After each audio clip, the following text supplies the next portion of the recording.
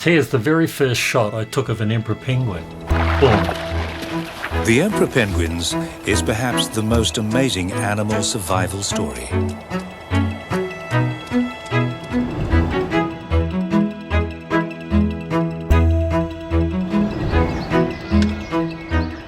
Now he's ready to film. We were kids in a lolly shop. We would come up with a story idea and be allowed to go out and tell it. This female is the heroine of our story. She's known as Blue. We would think nothing of having 10 or 20 films being made concurrently. And yet, I don't know whether we really felt like we were part of the New Zealand film industry.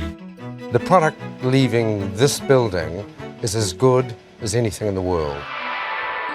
You've got to have a logo. We settled on the Kia. They're intelligent, they're inquisitive, but also real key to our survival, I think, is adaptability.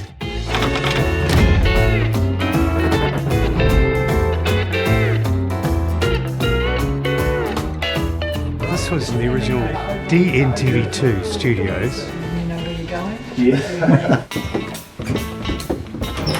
Studio 3, Wild Track Studio.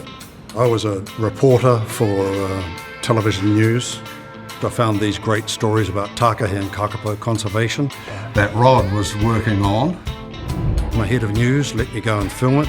Then our station manager got approval to bring a little natural history together. Deep in Fiordland's Murchison Mountains, one of the world's rarest birds forages in winter snow. This is the last refuge of the takahe. Michael Stedman, who's a producer of all kinds of programs, he was our leader. Quite a stroppy little guy. Yeah. Emphasis on the little. Yeah. And the stroppy. Michael thought television was a medium that didn't have to be dumb, that you could reach out to people and you could tell them interesting things. He just quietly came in. There wasn't a big fanfare. No. I can hardly remember when he started, and next thing, you guys showed up. There you are. Hello, welcome back to Wild Track. Come over and look at the map for a moment, will you? We created a like a naturalist's environment. Here's a plain and simple New Zealand bird, the kakapo. The cottage was our attempt to get right away from any sense of a television studio and to stay natural. Was that cottage on the hill actually in here? Yeah. Marg Campbell and I, the presenters, would walk out the door of the studio and we'd cut to a little cottage right down on Boulder Beach on the Otago Peninsula. And people completely believed it. Got it. And so has the camera. Birds look best on film when the camera is a silent witness of their private lives. None of this stuff had been touched, had it, before you guys? Absolutely not. Coming down here, I thought I'd better go and buy a bloody book about natural history. I went to the Hindman's bookshop just down the road, and there was no such thing as a natural history section. And that reflected the knowledge of New Zealanders. We knew nothing. That's right. This is a Chatham Island black robin. It's a pure black relative of the New Zealand robin. You know, they were about to go extinct. There were 7 left. That took New Zealand by storm. Did you know you were onto something? No, we were very much making it up. I remember Mike Stedman and I nutting over actually how a script would work. A natural history script would work. No, that's too flowery, you know. He focuses attention on the female Blue, then boldly moves in with a juicy offering and claims Blue as his mate. Once we started talking about wife swapping, it kind of shifted from a natural history documentary to a kind of Coronation Street. And we followed characters and we were away. Red and blue thus form a pair bond, and yellow becomes the lone bird. Doc had just been established, received thousands of dollars after people watched that doco. Eggs and chicks were moved from nest to nest over several seasons, and Rod Morris recorded all the chapters of the robin's flight from extinction. I think the Black Robin documentaries showed people in New Zealand and overseas that it's possible to practically intervene. We came in at exactly the right moment to start telling those sorts of stories of hope. And audiences around New Zealand loved it.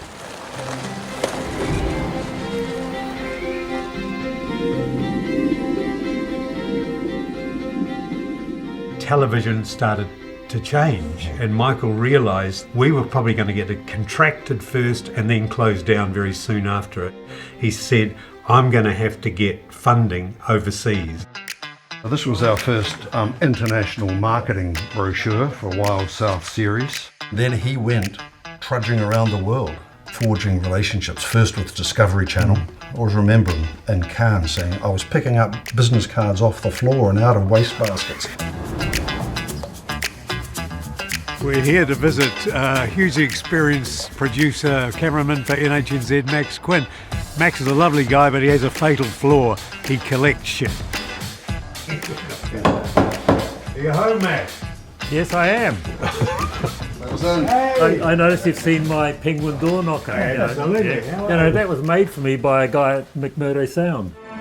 These are the first people ever to witness the Emperor's arrival at this southernmost colony. You're remembered, Max, for your work in Antarctica. We were the first to make the sort of definitive film on emperor penguins. From September, the parents run a shuttle service, delivering seafood meals. The world saw a lot of penguins in the years after you. Were you before the March of the Penguins? Oh yeah, March of the Penguins didn't come out until the early 2000s, I think. The crew are amazed to see them all packed in one tight huddle against the minus 44 degrees cold. We're wondering how we're going to keep the camera warm down there, because those old tape cameras had moving parts. Yeah. And so I made this cover up, and it's a bit of a classic. I slid the camera into there. Yeah. The theory was if you can trap that heat, Yeah. that it'll keep the camera going, and it did. Soon there'll be no more darkness for the 4-month-long summer day. I think the Emperors of Antarctica sold to over 100 different territories around the world. It was really popular. Incredible, yeah. Several years beforehand, Neil had been down there and made a definitive film called Under the Ice. Yeah. It's fairly dark, but it's spectacular visibility. That was the first documentary that had been made under the ice. I don't know what we're thinking of. Yeah. Oh, at least there's light. So the underwater housing allows us to take a full broadcast camera under the water. You have controls here to operate the zoom and the focus and start and stop recording. They weren't commercially available at the time. And so, yeah, some of the local geeks climbed on in and whipped stuff up like this. This could go as deep as a diver could go, 100 feet or so. Deeper than that, we would use a remotely operated vehicle purchased in the early 90s.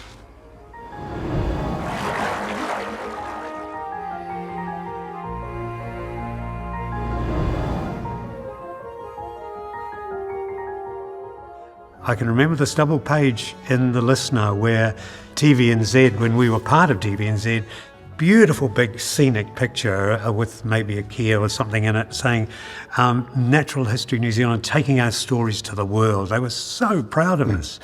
Within 6 months, we were non-core business.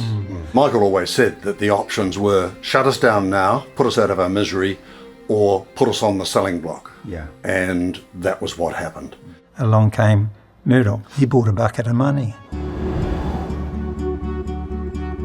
Everyone thought, oh, Fox television, very right-wing, but everyone thought that's what it's going to be like for us, but it wasn't. They gave us money for equipment, which we desperately needed. Personally, I felt that we went from someone who hated us, TVNZ, towards the end they did not like us in Auckland, to Murdoch, who loved us.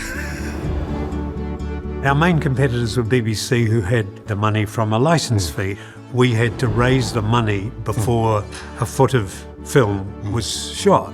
The Locust has elastic bands in its knees. Michael forged co-productions. So America first, then Europe, then Japan, then China. Here in western Tibet, life relies on summer winds to bring moisture over the mountain wall from distant oceans.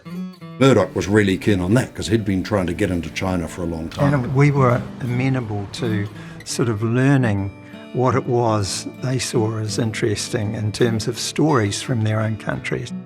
I think that what we've done is to read the market, talk to the end users, to make programs that appeal to those, as opposed to a British system where they would make a program that they wanted to make and then go and look for a market for it. Since Fox Television bought Natural History New Zealand Limited 3 years ago, it's been all growth. $50 million worth of documentaries are currently in production. He was employing 200 people at the height. And when it started, there was about 5 of us. We were into science, we were into health, we were into adventure. Darwin said, it's not going to be the strongest or the most intelligent animal that survives on the planet. It's going to be the most adaptable. And Michael kind of understood that intuitively, really, that adaptation was where survival of the unit rested. Among scores of awards, an Emmy for outstanding script writing. The dusting of crystals has accumulated in fractions of an inch over hundreds of thousands of years to form a solid ice dome. Mike Single, his films, they were glorious, you know. I mean, his film Crystal is a work of art, really. It's a work of genius. Won an Emmy for cinematography. Yeah. Awaiting them is a spectacular gallery of fantastic sculptures. Were New Zealanders seeing this work? I don't think New Zealanders were seeing a lot of these programs. I remember Michael saying, you know, you're selling to so many countries, but one of the hardest countries to sell to is your own country. Yeah. We were getting lots of recognition. It may not have been coming from Auckland or Wellington, but it was coming from New York or London, so who cares? Yeah. Did you ever get to talk to him about his own success? Not really. Sometimes he seemed a bit ho-hum about it. At heart, Michael was a real Dunedinite. Yeah. And he very much wanted to do well in this city.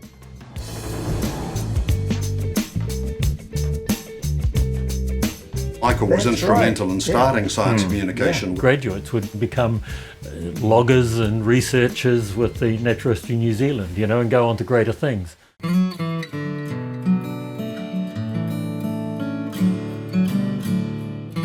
He got sick on his last trip to China, which really knocked him back. But he had respiratory illness for quite a long time. Then that was really the beginning of the end for Michael. From Fox buying us in 1997 and those fantastic years of growth and spreading our wings, that had sort of got to the end of its road. The market had changed from the good filmmaking we liked. Reality kind of took hold. Well, as Michael said, the golden years were over. The golden years were over.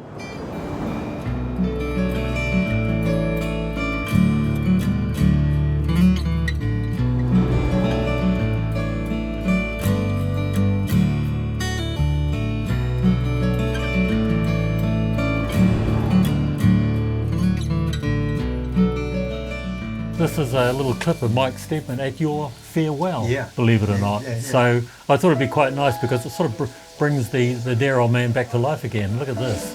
Well, we've got a bit of a tape here that some of your colleagues have put together, serious tape, and it really looks at some of the work that Rod has been involved in over the years. And it runs, shut that long.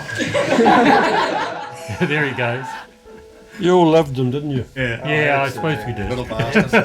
Little bastard. He sponsored us for a period of time so that we could fulfill our dreams, and he was an extraordinary person.